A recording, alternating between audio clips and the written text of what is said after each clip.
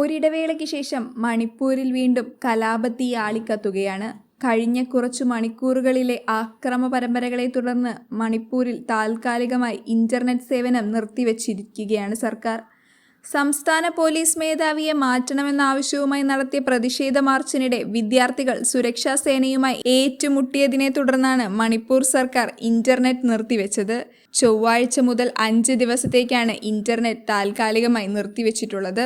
ഇംപാൽ east west ജില്ലകളിൽ സർക്കാർ curfew, തൗബാലിൽ നിരോധന ഉത്തരവുകളും ഏർപ്പെടുത്തിയിട്ടുണ്ട്. സംസ്ഥാനത്തെ ചില സെറ്റിൽമെന്റുകളിൽ ഡ്രോൺ, റോക്കറ്റ് ഉപയോഗിച്ചുള്ള ആക്രമണങ്ങൾ ഉണ്ടായതിനു ശേഷമാണ് പ്രതിഷേധം പൊട്ടിപ്പുറപ്പെട്ടത്. മണിപ്പൂരിലുണ്ടായ ഡ്രോൺ, റോക്കറ്റ് ഉൾപ്പെടെയുള്ള ആക്രമണങ്ങളിൽ കുറഞ്ഞത് 8 പേർ മരിക്കുകയും 12-ലധികം പേർക്ക് പരിക്കേൽക്കുകയും ചെയ്തു. മുൻപ് നടന്ന ആക്രമണങ്ങളെക്കുറിച്ച് പ്രത്യേക സംഘം അന്വേഷണം ആരംഭിച്ചതിന് ശേഷമായിരുന്നു പൊടുന്നനെ വീണ്ടും കലാപം തുടങ്ങിയത്. ഇതും സംശയങ്ങൾക്ക് വഴിയൊരുക്കിയിട്ടുണ്ട്. വിദ്വേഷ ചിത്രങ്ങൾ, പ്രസംഗം, വീഡിയോ എന്നിവ പ്രചരിപ്പിക്കുന്നതിന് സോഷ്യൽ മീഡിയ ഉപയോഗിക്കുന്നതിനും തടയാനാണ് ഇന്റർനെറ്റ് നിരോധനം ആഭ്യന്തര വകുപ്പിന്റെ തീരുമാനം.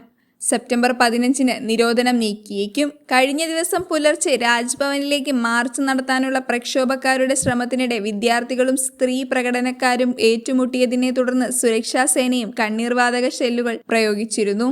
DGPയെയും മണിപ്പൂർ സർക്കാരിന്റെ സുരക്ഷാ ഉപദേഷ്ടാവിനെയും മാറ്റണമെന്നാണ് ഇവരുടെ ആവശ്യം.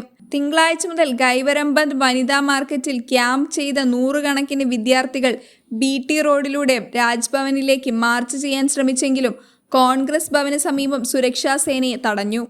ഇംപാൽ വെസ്റ്റിലെയും ഇംപാൽ ഈസ്റ്റിലെയും ജില്ലാ മജിസ്ട്രേറ്റുകൾ 2 ജില്ലകളിലും സെപ്റ്റംബർ 10 മുതൽ കർഫ്യൂ ഏർപ്പെടുത്തിയിട്ടുണ്ട്. ആരോഗ്യം, എഞ്ചിനീയറിംഗ് വകുപ്പ്, മുനിസിപ്പൽ സ്ഥാപനങ്ങൾ, വൈദ്യുതി, പെട്രോൾ പമ്പുകൾ, കോടതികളുടെ പ്രവർത്തനം, വിമാനയാത്രക്കാരുടെയും മാധ്യമങ്ങളുടെയും സ്വാതന്ത്ര്യത്തിന് സർക്കാർ അനുമതി നൽകിയിട്ടുണ്ട്.